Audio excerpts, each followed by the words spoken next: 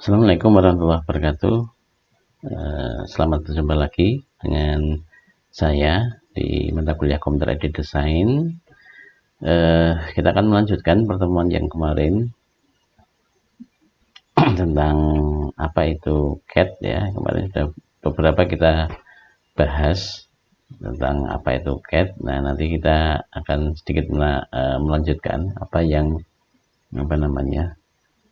bagaimana kontribusi CAD itu, Computer Aided Design itu, sifatnya seperti apa, ruang lingkupnya seperti apa. Nanti akan kita lanjutkan pembahasan tentang materi CAD ini.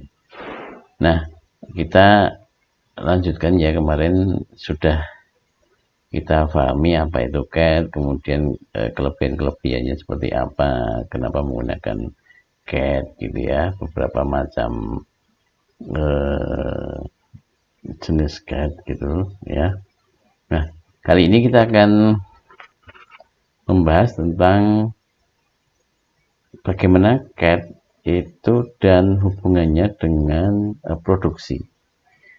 Jadi di mechanical itu proses produksi itu menjadi satu hal yang sangat penting ya. Ketika sebuah alat ada, itu tentunya harus diproduksi terlebih dahulu. Tetapi membuat sebuah alat atau sebuah benda part itu tidak serta-merta dari produksi itu muncul. Ada proses-proses sebelumnya yang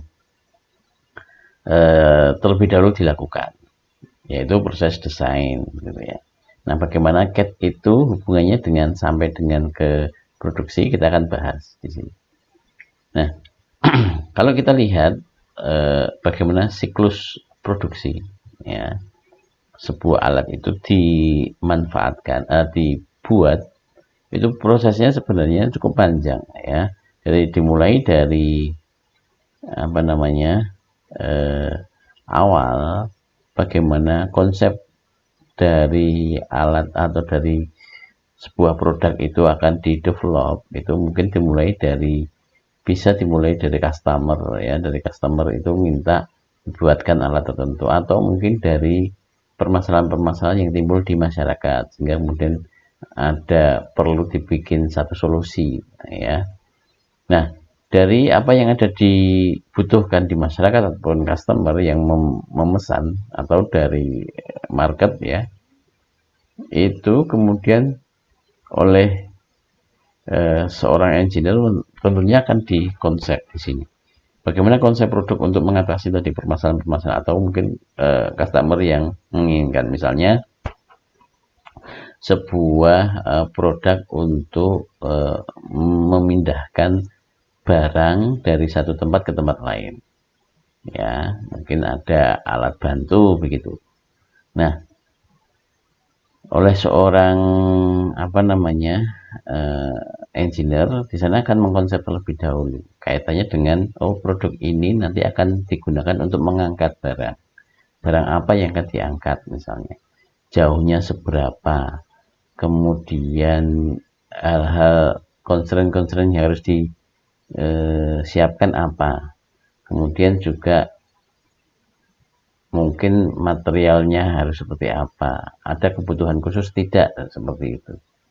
Kemudian mungkin masalah waktu dan lain sebagainya. Jadi ada produk konsep di sini yang harus ditangani di sini. Nah, produk konsep ini lebih ke arah bagaimana sebuah produk ini nanti jadi konsep awal bagaimana produk itu akan dibuat. Hal-hal apa yang harus diperhatikan ya. Nah, dari konsep produk yang ada ini nanti akan muncul desain engineeringnya.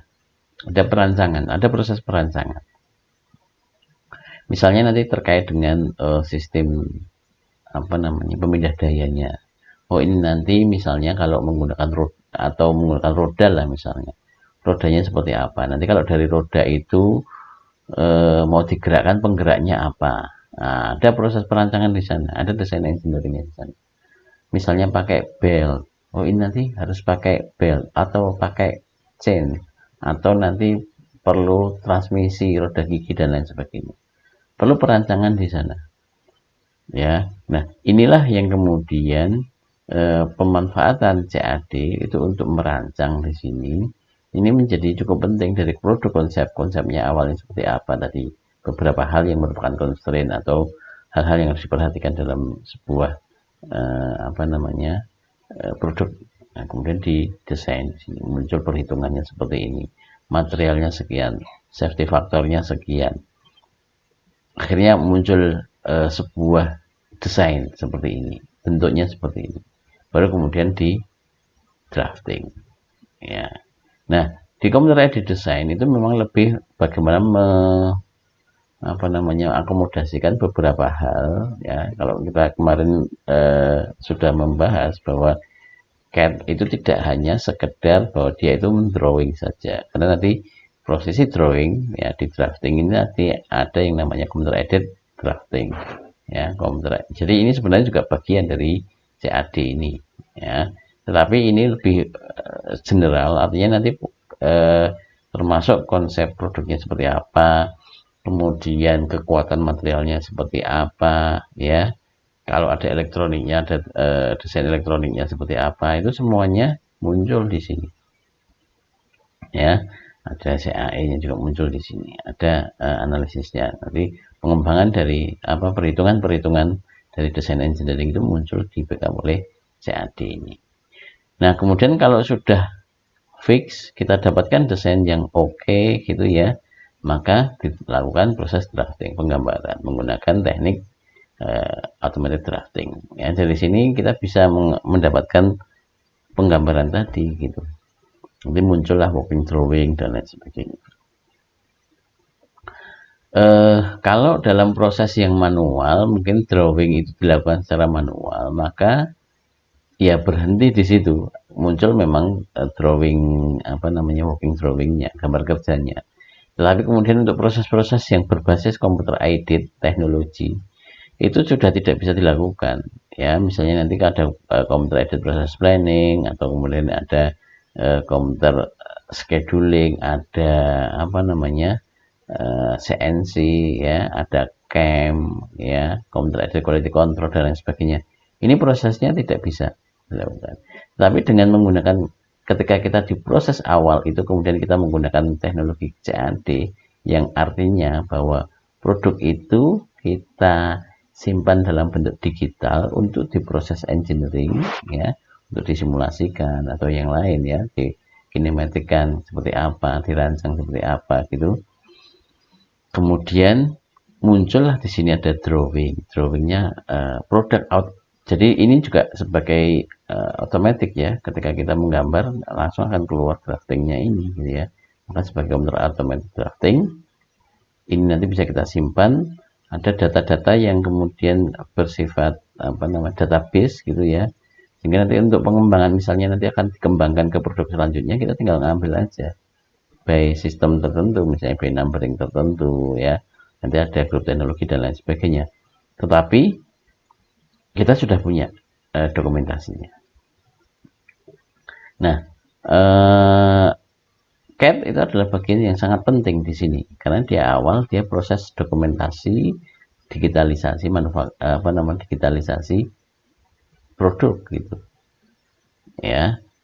Dari sini nanti kita bisa diproses secara otomatis semuanya, membuat proses planning misalnya nanti proses produksinya akan seperti apa, urut layoutnya seperti apa, nanti akan dibahas khusus ya seperti ini. Nah, maka ini computer aided design menjadi penting, karena dialah yang mengkonsep sistem computerized atau sistem digitalnya gitu, sehingga semuanya bisa menjadi otomatis. Akhirnya ya akan keuntungannya adalah bahwa ketika ini didesain dalam sebuah sistem digital, begitu ini muncul datanya itu semuanya bisa melakukan melakukan kegiatan simultan. Berbeda dengan kalau ini dilakukan draftingnya manual ya, desainnya juga manual, maka semuanya harus berproses berurutan. Tapi kalau dengan ini menggunakan computer aided design yang sudah digital ya, yang terintegrasi, nanti bisa menjadi proses planning yang simultan. Nah, ini kalau kita lihat ya, jadi komputer aided teknologi ya, itu ada banyak sekali kalau Anda lihat ya, di sistem komputer aided itu ada banyak sekali komputer aided ya. Ada dari geometrinya ya, beberapa hal ya, ada geometri, ada istilah-istilah yang sangat banyak digunakan. Nanti Anda akan ketemu dengan ini adalah prosesnya, ini adalah produknya, di sini ada produk, ini life cycle-nya, ini manajemennya. Nanti komputer aided itu adalah bagian bagaimana dia tool yang dipakai di sini ya, ada data, kemudian ada teknologi, ada metode, tool ya, proses, dan orangnya. Ini adalah bagian-bagian yang berpengaruh dalam proses pembuatan sebuah produk ya, secara terintegrasi ya, secara terintegrasi. Nah, nanti di tool ini itu akan ada banyak perangkat yang memang digunakan untuk membantu ini, misalnya dari CAD, kemudian ada CAE, CAM, dan seluruhnya. Ini yang sebagai alat bantunya ya.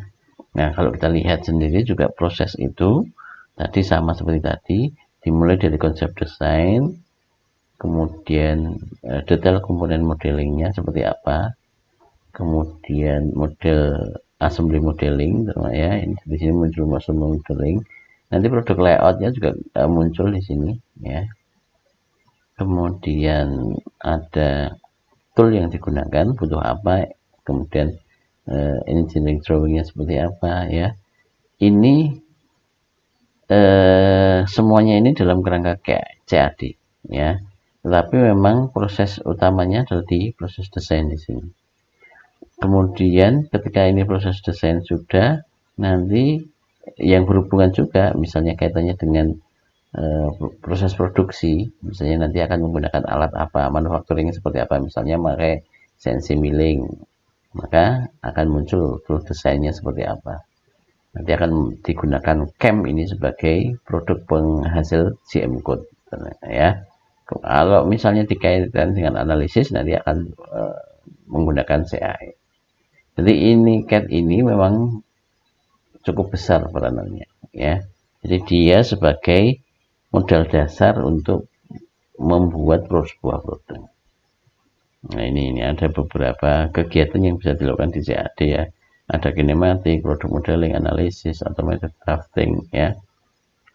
Jadi kalau di proses produksi ya ke sana, proses manufakturnya itu nanti ada mesin ini language ya.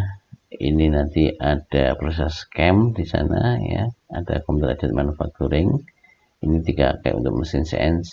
Kalau misalnya robot ya sama, nanti ada untuk robot. Jadi nanti kalau sudah FMS, Virtual Manufacturing System, maka pemrograman di robot itu juga diperlukan. Bagaimana nanti mengatur apa namanya produk-produk dari satu mesin ke mesin yang lain, perlu handling.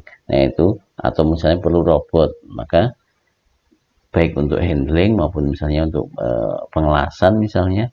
Nah ini perlu dilakukan. Nah dasarnya juga dari atas ini. Ya, kalau sudah desainnya sudah oke ya, CAD-nya, proses digitalisasi sudah ada, ya desainnya sudah oke, maka ya proses-proses selanjutnya akan lancar gitu.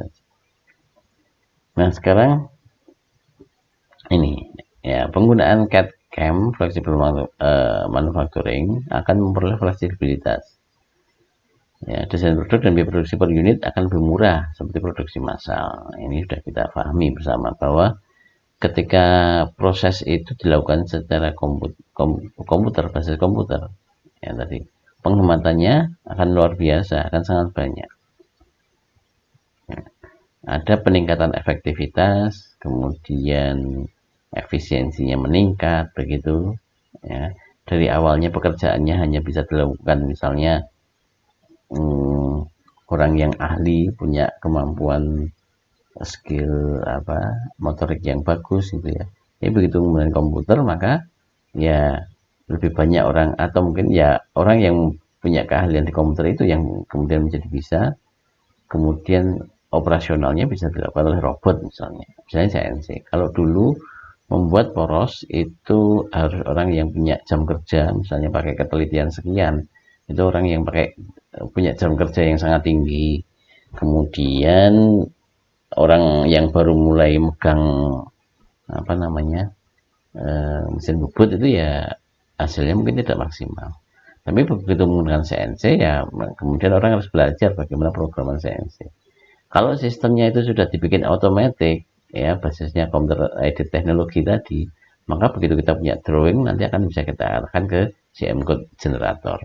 Maka tinggal kita running langsung dari komputer, hasilnya sudah jadi dengan kualitas yang lebih baik. Nah, komputer akan melakukan pengelompokan suku cadang yang mirip. Ya, ini efek dari penggunaan CAD. Jadi ada yang namanya grup teknologi yang kemudian mengklasifikasikan beberapa desain ya. Jadi kalau di sebuah mobil itu mungkin ada ribuan part di sana. Dari sana nanti akan diklasifikasikan produk-produk yang sejenis. Baik itu bisa dari bentuknya, visual bentuknya, oh misalnya ini yang selindis-selindis, atau mungkin dari tingkat kesulitannya, oh ini yang kompleks, ya, atau mungkin dari proses pengerjaannya, oh ini dikerjakan pakai mesin milling, oh ini dikerjakan pakai mesin bubut, gitu. Oh ini pakai grinding. Nah itu komputer akan mengelompokkan seperti itu, ya. Nah, sehingga nanti proses ini akan membantu di proses layouting proses produksi. Jadi nanti jangan sampai nanti ketika proses produksi terjadi bottleneck produksi gitu ya. Jadi dia akan mengantri di alat ini sehingga sedangkan di alat yang lain mungkin tidak banyak kepakai, tapi yang satu alat ini akan banyak kepakai sehingga bottleneck proses produksinya menjadi terganggu. Nah ini sudah nanti akan dirancang bagaimana mengelompokkan suku cadang ya sehingga nanti distribusi layouting proses produksinya menjadi ya bagus. Nah ada beberapa jenis desain ya di sini. Ada yang pertama adalah rational design, yaitu desain yang dihasilkan dari rumusan matematika dan fisika mekanika. Jadi ini sebuah desain. Jadi kalau ada sebuah produk tadi ya, ada produk kebutuhan dari konsep awalnya ya, mungkin dari customer atau mungkin dari permasalahan yang ada di masyarakat dihadapi begitu, kemudian muncullah keinginan untuk solving permasalahan tadi. Maka perlu didesain sebuah alat misalnya. Nah, untuk mendesain itu ada beberapa cara teknisnya. Yang pertama mungkin rational design tadi, yaitu menghitung dari prinsip-prinsip mekanika dan matematika. Dihitung, oh ini sekian, butuhnya sekian, kayak gitu. Ya, maka muncul hasil perhitungan. Ya, ini yang perancangan-perancangan itu ya biasanya. Udah berdasar perancangannya seperti apa. Kemudian yang kedua adalah empirical design. Empirical design adalah desain yang dihasilkan dari rumus empiris berdasarkan praktek yang telah dilakukan. Jadi kalau misalnya sebuah perangkat atau sebuah alat mau dibuat itu mungkin berdasarkan ini eksperimen-eksperimen sebelumnya yang sudah ada. Jadi misalnya, oh kalau membuat poros untuk transmisi gaya ini sebesar ini, alat ini gitu ya, berdasarkan pengalaman kemarin atau berdasarkan eksperimen kemarin dibutuhkan ukuran yang sekian gitu. Kalau yang rational design tadi dihitung, oh ini sekian, diameternya sekian, dayanya sekian, nanti gaya putarnya sekian, ketemunya sekian.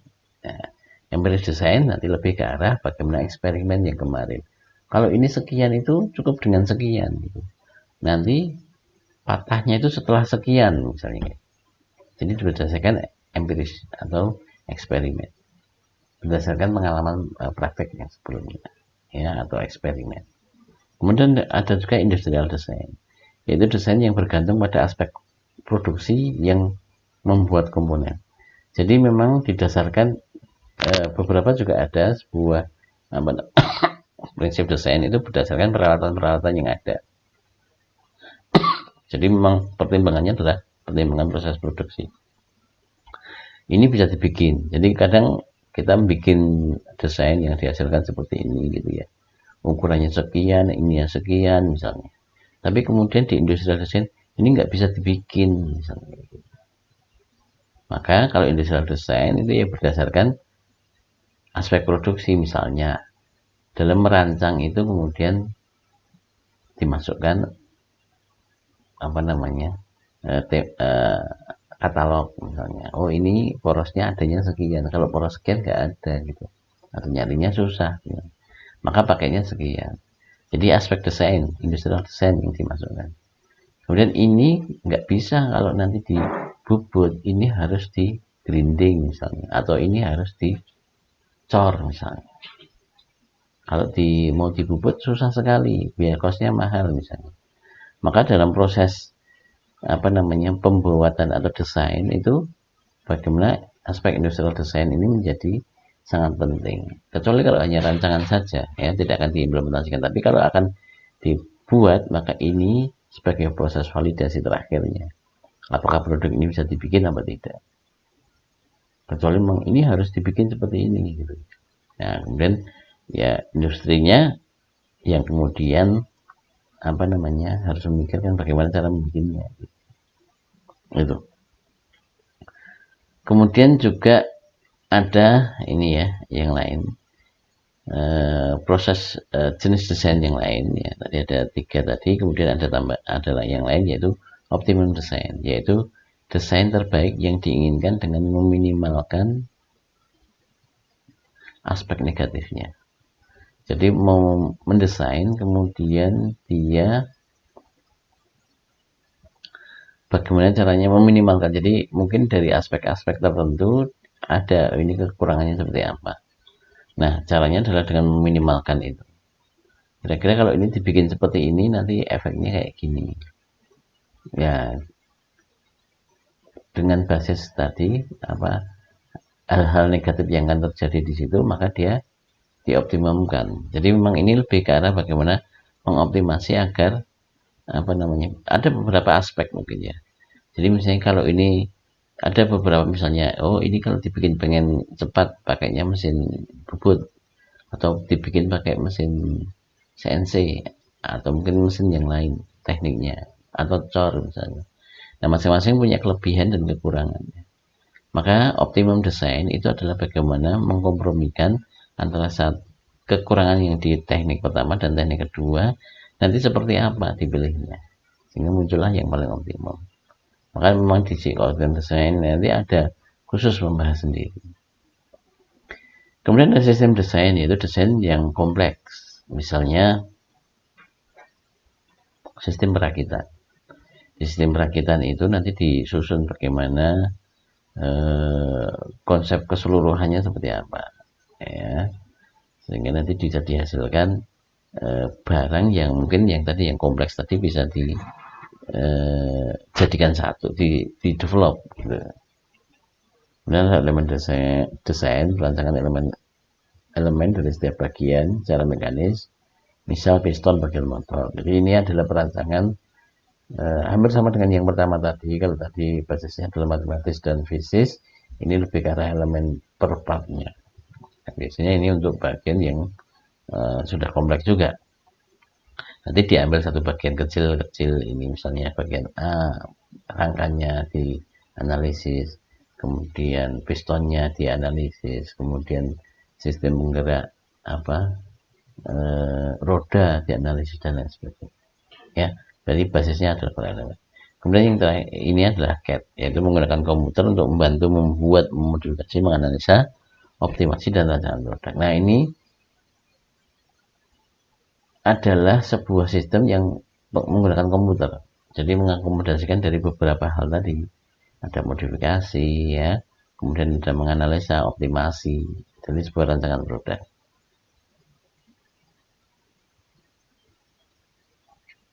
Nah, ada beberapa urutan perancangan ya, perancangan mesin gitu ya.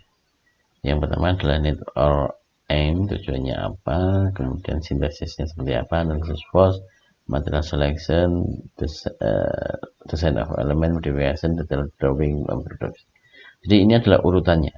SOP-nya kalau mau merancang itu harus seperti ini. Kita harus tentukan dulu apa tujuannya ngerancang. Jadi ketika bikin alat, misalnya kita ada kebutuhan tadi dari customer atau mungkin dari peralatan yang apa, kebutuhan yang ada itu harus ditentukan. Ini tujuannya untuk apa? Sama-sama membuat poros, tapi kalau tujuannya berbeda, ya itu bisa beda hasilnya gitu. Yang satu untuk porosnya untuk apa namanya meneruskan daya. Yang satu porosnya hanya untuk apa namanya eh, hanya untuk tiang misalnya, ya berbeda. Yang satu harus memiliki sifat ulet misalnya, yang satu harus memiliki sifat keras misalnya. Ya itu. Jadi harus ditentukan dulu tujuannya apa. Dari sinilah nanti muncul ke bawahnya. Mekanismenya seperti apa ditentukan. Kalau ada gerakan gitu ya, jangan sampai nanti kemudian bertabrakan. Gaya-gaya yang terjadi seperti apa, kemudian milih materialnya seperti apa, kemudian size, stress, dan stress ukurannya seperti apa. Jadi dalam perancangan kita juga tidak boleh kemudian hanya sekedar pokoknya kalau besar pasti apa aman, enggak seperti itu. Ada proses optimasinya di sini, ya. Ada proses optimasinya. Jadi kalau hanya untuk apa namanya meneruskan daya apa naik sepeda gitu ya, maka porosnya ya kecil aja karena gayanya juga kecil gitu ya. Itu mungkin ada proses modifikasi. Nah terakhir nanti ada detail drawingnya seperti apa, karena memang seperti kemarin kita pahami bahwa di mechanical itu drawing itu sebagai bahasa komunikasi, maka kita akan paham bagaimana alat ini seperti apa, nanti bentuknya sifatnya seperti apa ya, ukurannya seperti apa, nanti karakteristiknya seperti apa, itu dari drawingnya ini. Baru kalau ini sudah oke, masuk ke line produksi. Nah tadi ya, yang pertama adalah urutan merancang mesin, memastikan barang yang dirancang. Yang tadi M-nya itu apa, untuk mengatasi problem apa, butuh alat bantu apa, mesin dirancang untuk mengatasi kesulitan tersebut gitu ya. Kemudian merancang mekanismenya apa, gerakannya seperti apa, jika memang ada gerakan di sana gitu. Kalau hanya diam ya berarti ini nggak perlu, artinya kan kita hanya ini nanti hanya dipakai untuk statis. Tapi begitu ada gerakan ya kita harus rancang juga mekanismenya seperti apa. Nah kemudian kalau sudah kita analisis bebannya, gaya-gaya yang terjadi seperti apa. Jangan sampai bikin rangka, misalnya Anda mau bikin mobil listrik kemudian bikin rangka tapi tidak dianalisis bebannya, sehingga nanti ketika jalan gerunjal gitu ya, kena ada lubang langsung patah rangkanya. Nah itu nggak boleh, maka harus ada analisisnya. Bahan seperti apa, kemudian pemilihan bahan, material yang cocok apa, apakah harus besar, apakah seperti apa ya. Banyak hal yang berimplementasi, misalnya yang penting besar aja, semakin besar semakin berat, efisiensinya semakin rendah karena berat tadi gitu. Kalau kecil mudah patah. Nah maka di situ harus dihitung benar gitu, pemilihan bahan yang cocok seperti apa, ukurannya seperti apa. Nanti harus kita tahu karakteristik tiap material. Kita harus paham juga kode. Jadi ketika kita merancang juga nanti harus disesuaikan dengan katalog yang ada gitu. Jadi jangan sampai merancang kemudian tidak bisa dibikin.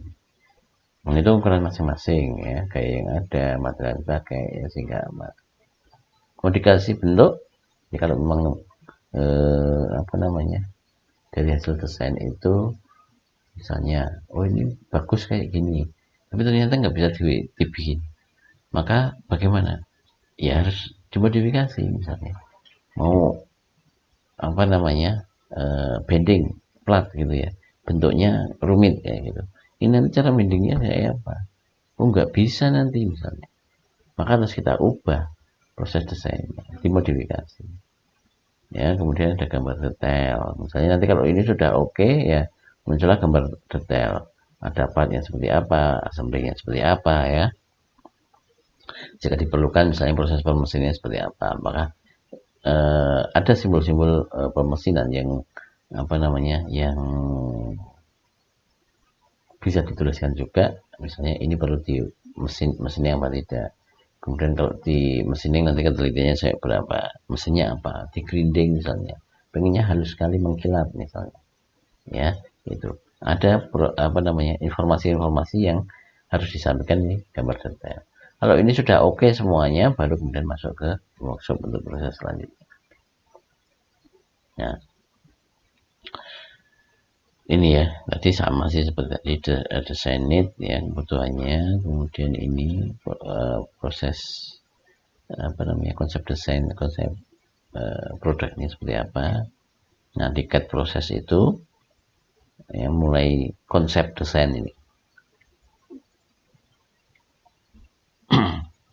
Mulai konsep desain. Kemudian ada modeling, ya, modeling simulasi, kekuatan materialnya seperti apa, desain analisis, desain optimasi, evaluasi. Kemudian masuk ke ini unit produksinya. Di produksi nanti di proses planning, urutan seperti apa, bikin layoutnya seperti apa, nanti bisa diatur semua. Jadi di CAD itu lebih ke arah ini, di proses CAD itu adalah di arah dasarnya, yaitu bagaimana dia dirancang terlebih dahulu sampai dengan decision bahwa dia oke, ya begitu oke, masuk ke bagian proses manufacturing. Nah itu ya, jadi konsepnya adalah dimulai dari tujuannya, harus tahu, harus paham dulu ini digunakan untuk apa, konsep-konsepnya seperti apa, batasannya, kemudian mulai bikin sketch gambar. Ya, oh ini konsepnya nanti seperti ini, kita butuh sketch. Sketch itu diperlukan karena untuk informasi awal, mungkin belum gambar teknik ya, tapi sudah memberikan informasi sejauh mana nanti produk ini akan dibikin. Nah baru kemudian kalau sudah oke, kita bisa simulasikan di sana. Kemudian muncullah drawing juga di sana. Ya, ini kalau sudah oke, dia digambar. Nah, digambar sudah oke semuanya, ya sudah masuk ke proses produksi. Nah inilah yang apa namanya dibikin nanti di proses produksi, mulai planning, perencanaan proses, pembahasan dan seterusnya. Ya ini di sini produksi, di sini kemudian ini yang CAD. Oke, nah tadi sudah disampaikan juga bagaimana CAD itu eh, apa namanya dalam lingkupnya terhadap keilmuan atau bidang-bidang yang lain, misalnya kaitannya dengan disiplin, ada geometrik modeling, komputer grafik, ya ini desain. Jadi ini irisannya. Jadi kalau kemudian ada komputer grafik, ya, komputer yang digunakan untuk gambar misalnya, tapi sifatnya umum ya. Ada yang artnya, tapi juga komputer grafik ya yang digunakan untuk gambar-gambar ya. Kemudian yang digunakan dia beririsan dengan desain, proses merancang, menggambar kayak gitu. Kemudian ada geometri modeling yang nanti di sana adalah apa namanya mencantumkan geometri-geometri atau ukuran-ukuran standarnya seperti apa. Nah, CAD itu ya irisan dari ketiga itu. Atau juga kemudian di sini ada, kalau dilihat dari disiplin ilmunya juga, ada yang CAD design misalnya, ada yang bagian manufacturing, ada yang bagian otomasi. Nah, CAD itu ini adalah desainnya, ini manufacturingnya, ini otomasi, nah tengah-tengahnya adalah CAM. Maka sebenarnya CAD CAM ini juga satu bagian yang apa ya selalu bersama gitu ya. Jadi ada CAD-nya adalah untuk proses desain, CAM-nya itu adalah proses manufacturing. Jadi mulai CAD itu sampai ke manufacturing itu lewatnya CAM. Ya di CAD CAM itu ya bagiannya nanti ada CAD-nya, ada desainnya, kemudian modeling, computer graphic, manufacturing, automation. Ini adalah CAD CAM. Nah beberapa proses yang ada di CAD ya itu mulai dari pembuatan bentuk ya, jadi nanti kita juga akan pasti harus memahami bagaimana bentuk-bentuk yang ada, prosesnya seperti apa. Kita harus memahami dulu dari proses bentuk-bentuknya ya. Kemudian yang kedua adalah bagaimana menentukan ukuran. Ukurannya sistemnya apa gitu ya, aturannya seperti apa. Toleransi juga sama, kita menggunakan toleransi seperti apa gitu. Kemudian gambar assembling, gambar kerja. Kemudian ada material dan analisa kekuatan. Ini juga bagian dari yang dilakukan di CAD. Nah, beberapa hal yang dibutuhkan di dalam sistem CAD ya, itu ada hardware, PC, software, bahasa pemrograman CAD ya. Kemudian ada tampilan CAD-nya itu sendiri. Kemudian ada client server, satu server yang banyak pengguna. Ini pada kasus tertentu di mana nanti CAD itu dipakai sebagai collaboration proses gitu ya. Kalau hanya standalone ya bisa saja standalone, ini nanti satu komputer satu pengguna, tapi juga bisa sifatnya client server. Ada struktur data, model geometri, solid geometri, para samping ini yang juga nanti harus diketahui bahwa di dalam CAD nanti akan muncul struktur data. CAD itu nanti sebagai proses digitalisasi dari data-data yang akan kita gambar gitu ya. Kalau awalnya mungkin kalau gambar manual ya hanya gambar kertas gitu ya, tapi begitu kita akan gunakan CAD maka kita harus ya artinya mengubah dari proses manual menjadi proses yang digital gitu. Gambarnya yang kita simpan di dalam bentuk file gitu. Nah, kalau di manual kan dalam bentuk hard. Nah, kemudian ada perlu penamaan nama file misalnya. Ini juga terkait juga dengan sistem apa namanya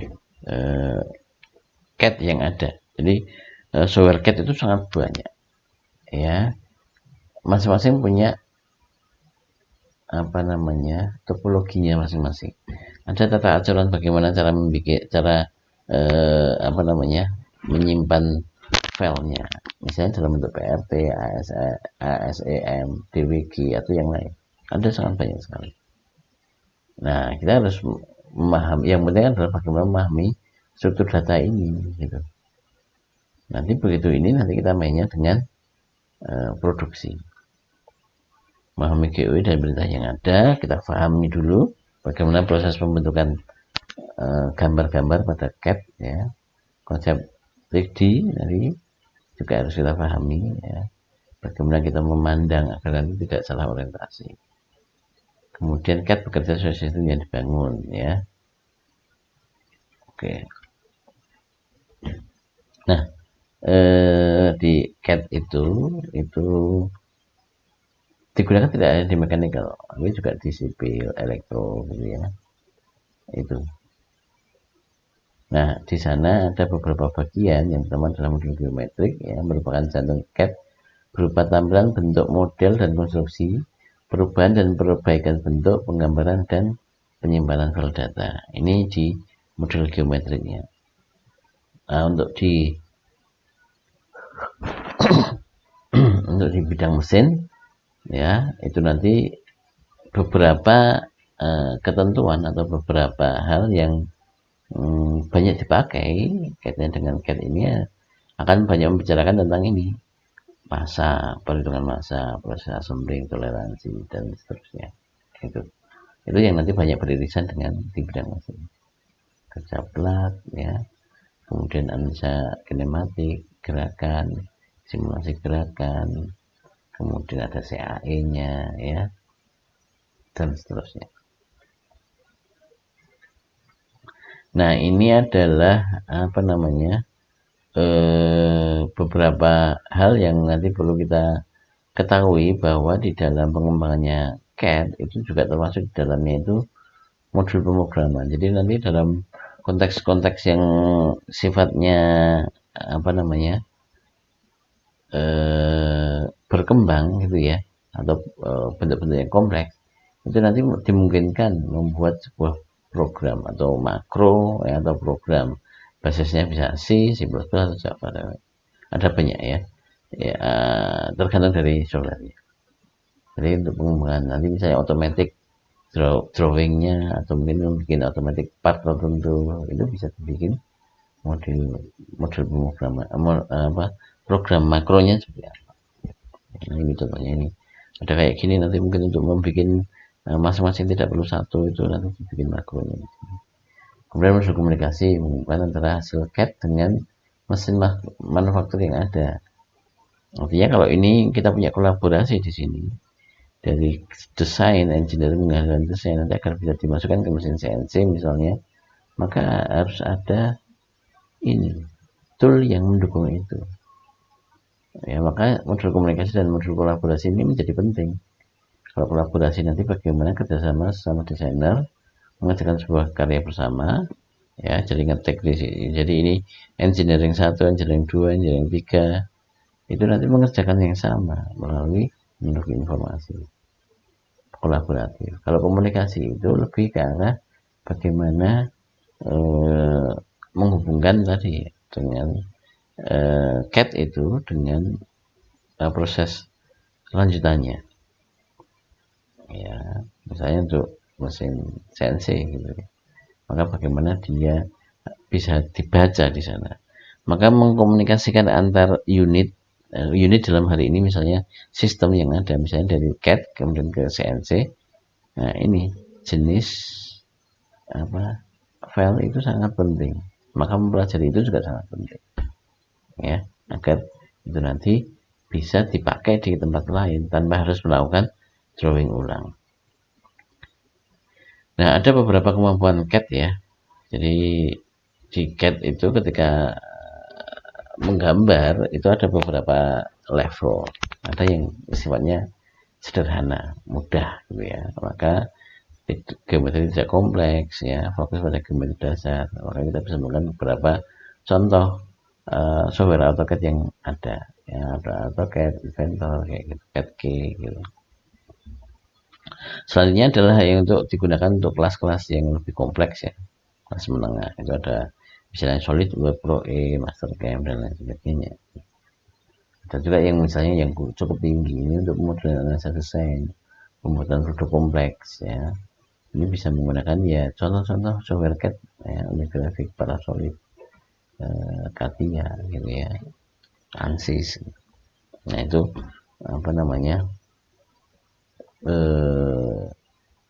permasalahan yang harus dipelajari ketika kita akan menggunakan CAD. Kita akan banyak melakukan kegiatan yang mana gitu ya, yang hanya sekedar gambar atau kemudian merancang yang lebih kompleks, atau mungkin di sini ada analisis lanjut gitu ya.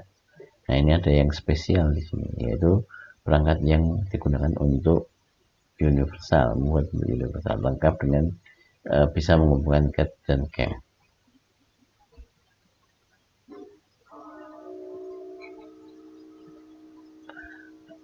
Kemudian ya kita lanjutkan. Contoh tampilan program CAD.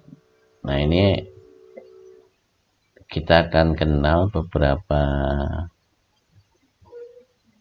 ini ya.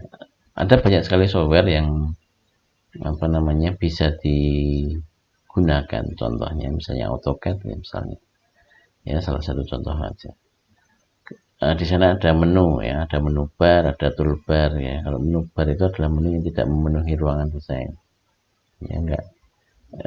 Kalau toolbar ini toolbar ya. Ada juga menu, jadi di sini muncul di sini ya, memenuhi ya. Ini sudah terlihat di sini sehingga tidak perlu mengingat. Jadi ini new, kemudian yang lain lagi apa gitu. Tapi juga ada yang menu tidak memenuhi ruang desain ya. Ini harus kita klik lagi, kemudian turun ya, ini mungkin harus kita ketik. Misalnya ada perintah-perintah tertentu yang nanti bisa kita harus kita ketik di sana yang tidak ada di sini misalnya, atau mungkin juga ada di sini misalnya kita mau bikin garis gitu. Ada yang lewat sini, ada yang lewat menu bar ya. Gitu. Dua-duanya tergantung nanti familiaritasnya yang mana gitu. Ya, kemudian ada ini level ya, pengaturan level. Ini cukup penting ya di dalam desain itu nanti akan ada beberapa layer. Layer itu lapisan. Artinya apa? Setiap benda dari satu dengan benda yang lain itu mestinya akan dibedakan dalam konsep layer. Konsep layer itu misalnya saya punya ada beberapa gambar di sana. Agar memudahkan mengidentifikasi, kayak Anda gambar apa mewarnai itu. Jadi ada layer satu, warna 2 dan seterusnya. Tapi ini bukan dalam konsep sekedar warna, tetapi memang dalam sistemnya. Jadi eh, apa namanya? Jadi kertasnya itu ya kayak kita nulis di apa namanya di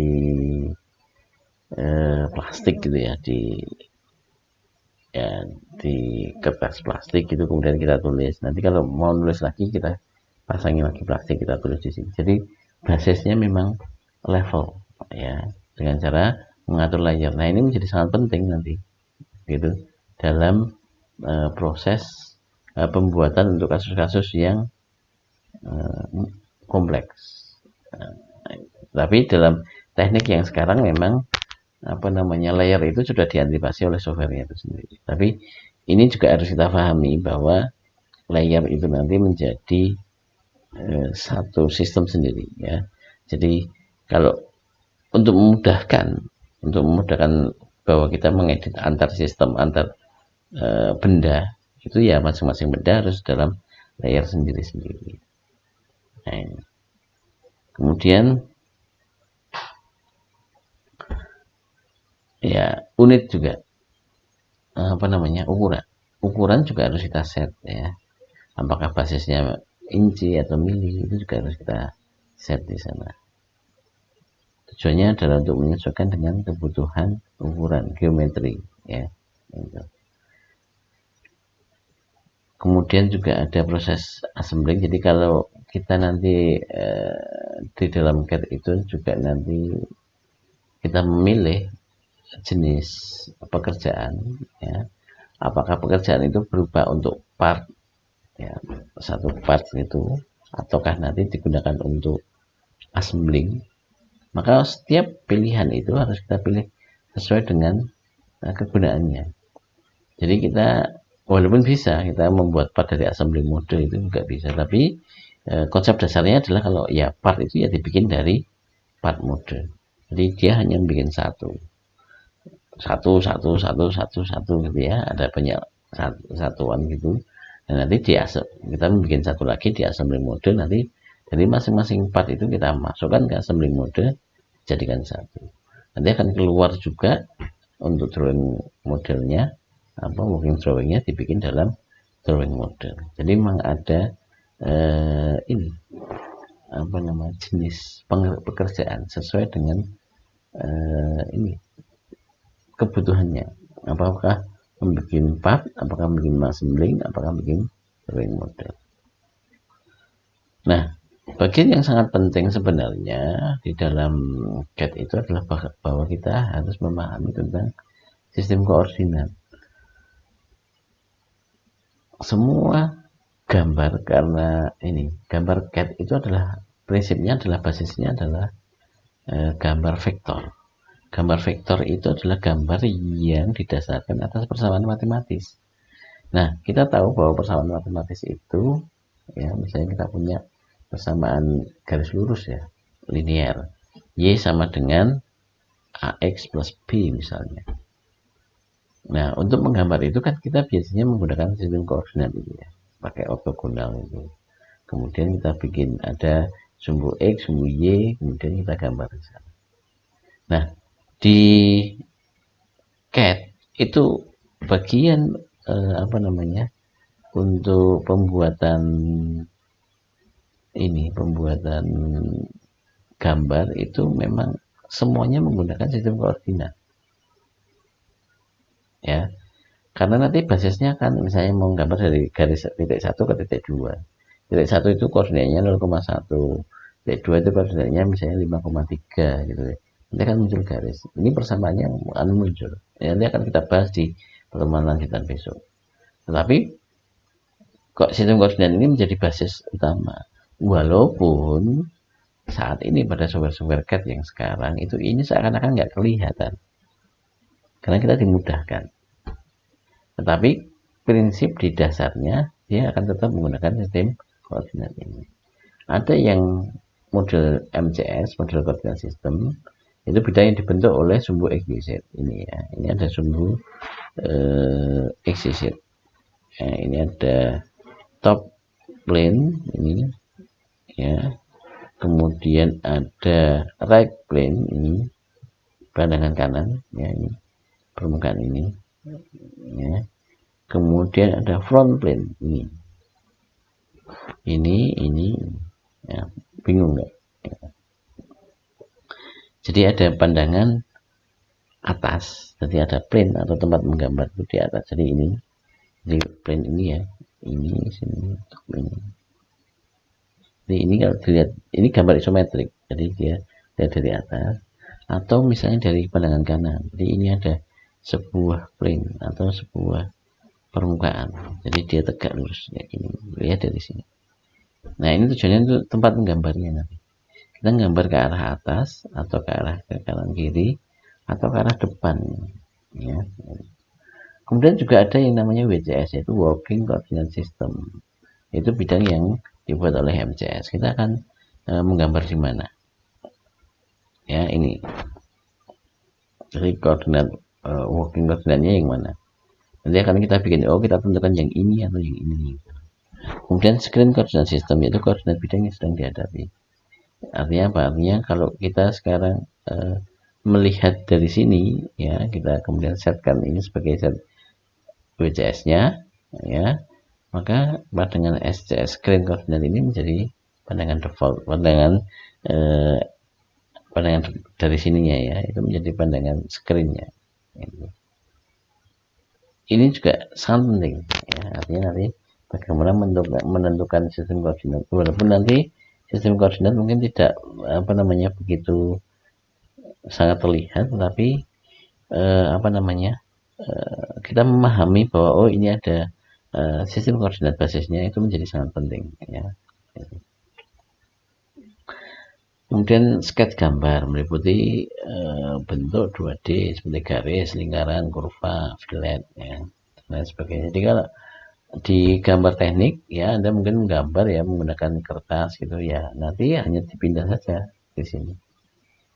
Kalau di contohnya ini menggunakan AutoCAD misalnya, nanti ada sketch gambarnya, ada banyak bentuk-bentuk dasar ya, garis ya, tadi ada lingkaran, kurva, nanti ada modifikasi dalam berupa fillet misalnya, chamfer. Nah ini nanti menggambar di sini, ini adalah gambar dasarnya. Nah perintah gambar 3D, nah tadi selain tadi, kalau yang tadi adalah 2D ya, untuk 2D berarti memang hanya sekedar plan atau menggambar yang tidak ada ketinggian, tidak ada volumenya. Sedangkan untuk 3D ada volumenya, meliputi bentuk 3D, extrusion, revolve. Nah ini contohnya seperti ini. Jadi ada 3D ada volumenya, jadi bisa berupa extrusion misalnya. Extrusion itu adalah gambar 2D kemudian dikasih ketinggian, ketebalan. Revolve itu adalah ini contohnya, kita bikin sebuah profil seperti ini kalau kita potong ya, nanti akan ada profilnya. Nah profil ini kita rotasikan menjadi bentuk 3D yang bervolume. Nah modifikasinya nanti ada berupa cut, hole, rip, chamfer, dan lain sebagainya ya, bisa dimodifikasi. Benda 2,5D adalah benda dengan bentuk dasar tertentu dan memiliki ketebalan pada arah tegak lurus bidang. Contoh extrusion, revolve gitu ya. Ya sebenarnya 3D sama, cuma ada yang mendefinisikan sebagai 2,5D. Gambar 3D berbentuk 3 dimensi, tidak memiliki penampang yang sama ya. Ini nanti ada bentuk-bentuk yang memang sifatnya khusus gitu ya, unik gitu ya. Nah misalnya ini lingkaran, di sini kotak, nanti menggunakan metode swap dan loft. Ini bentuknya kayak gini, ternyata ini kayak gini. Di extrude nggak bisa, di revolve nggak bisa. Nanti menggunakan dua ini, swap dan loft. Nanti akan dibahas khusus tentang metode ini seperti apa. Nah, ini beberapa hal yang juga diperlukan ya di dalam apa namanya, perangkat lunak CAD itu nanti ada beberapa pembahasan ya, atau beberapa hal yang perlu dicermati itu tentang bagaimana cara melihat. Kenapa ini menjadi penting? Karena dalam 3 dimensi itu nanti melihat dalam orientasi tertentu ini menjadi sangat penting. Kita menghadapinya di layar monitor yang tidak ada ketebalan langsung ke sini. Padahal kita menggambar yang punya ketebalan. Jadi apa namanya, eh, ini bagaimana imajinasi kita itu sangat ditentukan di sini. Maka perangkat view orientasi ini menjadi sangat penting untuk menghasilkan imajinasi yang benar. Itu ya. Misalnya kayak gini. Kemudian juga kita bisa model view, itu artinya melihat dalam skema apakah dia wireframe, apakah solid dan lain sebagainya. Gitu ya. Kemudian ada manipulasi view, artinya kita zoom in, zoom out.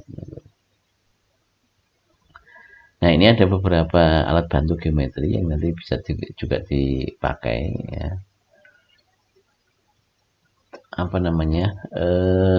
Ketika kita menggambar, memastikan bahwa posisi atau letak itu sesuai yang kita gambar, itu menjadi sangat penting di sini.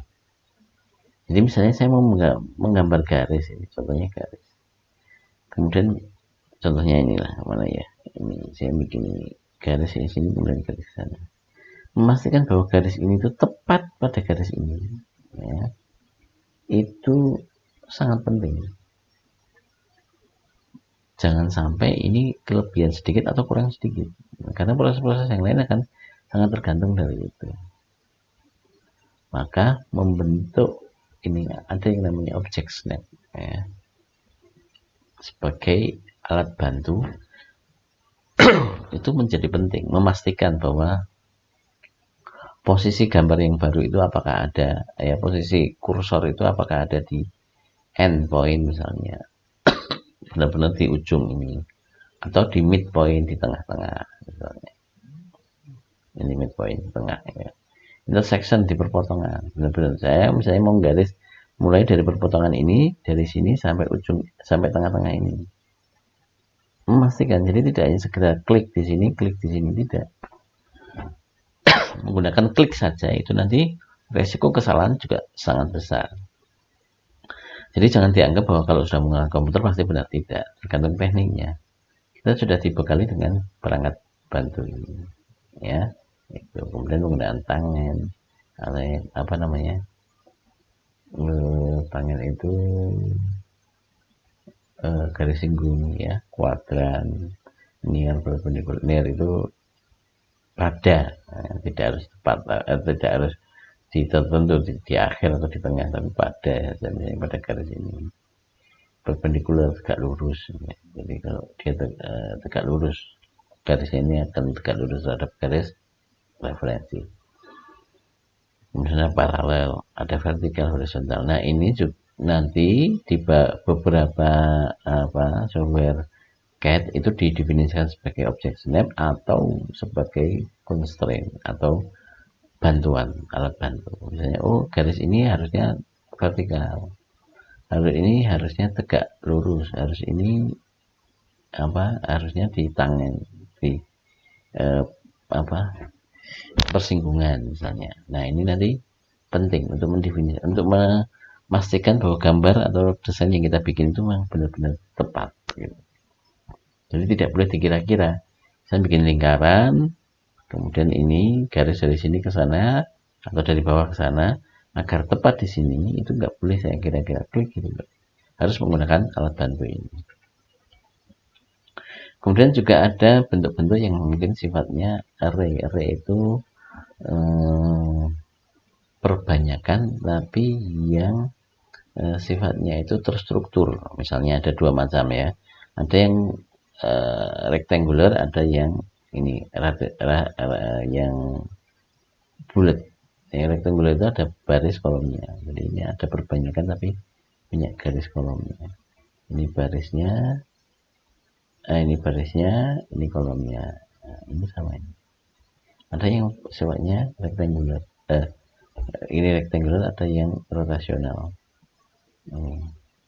Melingkar. Jadi kita bikin satu, nanti kita perbanyak. Ya. Ini bikin satu, nanti kita perbanyak. Itu satu, kita perbanyak. Gitu.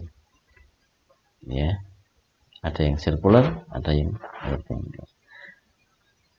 Kemudian juga di beberapa perangkat lunak CAD itu juga dibantu dengan yang namanya grid atau ini garis-garis.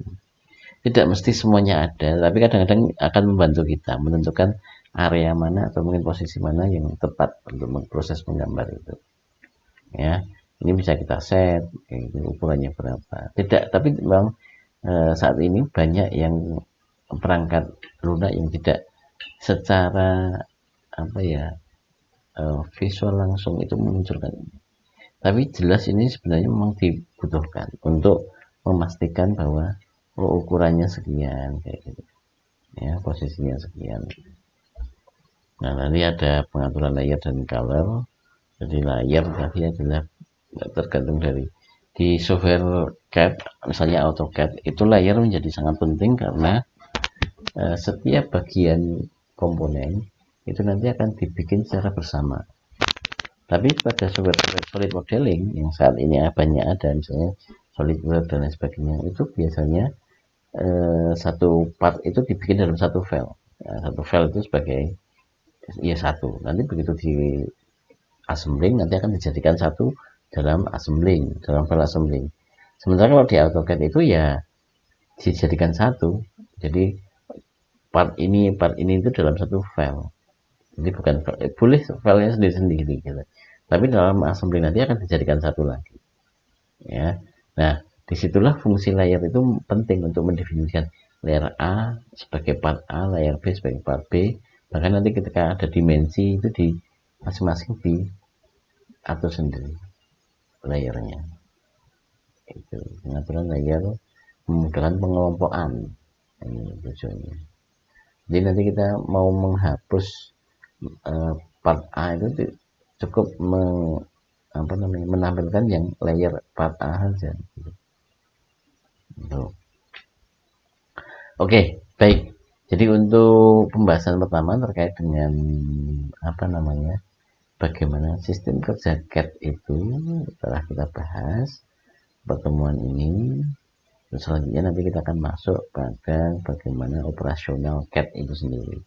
Yang nanti akan kita bahas lebih lanjut. Jika nanti akan ada pertanyaan, silahkan nanti disampaikan lewat elok atau mungkin nanti bisa menghubungi waktu pertemuan berikutnya. Begitu. Demikian saja pertemuan kita kali ini. Terima kasih, tetap sehat selalu ya. Assalamualaikum warahmatullahi wabarakatuh.